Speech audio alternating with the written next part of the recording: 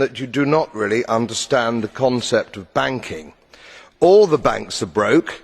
Bank Santander, Deutsche Bank, Royal Bank of Scotland, they're all broke. And why are they broke? It isn't an act of God. It isn't some sort of tsunami. They're broke because we have a system called fractional reserve banking, which means that banks can lend money that they don't actually have.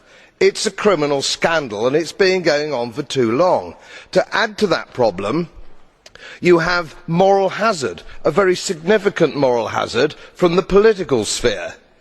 And most of the problem starts in politics and central banks, which are part of the same political system. We have counterfeiting, sometimes called quantitative easing, but counterfeiting by any other name. The artificial printing of money, which if any ordinary person did, they'd go to prison for a very long time. And yet governments and central banks do it all the time. Central banks repress the amount of interest that rates are, so we don't have the real cost of money. And yet we blame the real retail banks for manipulating LIBOR. The sheer effrontery of this is quite astonishing. It's central banks that manipulate interest rates, Commissioner.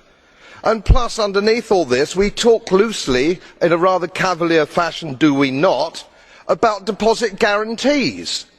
So when banks go broke through their own incompetence and chicanery, the taxpayer picks up the tab. It's theft from the taxpayer. And until we start sending bankers, and I include central bankers and politicians, to prison for this outrage, it will continue.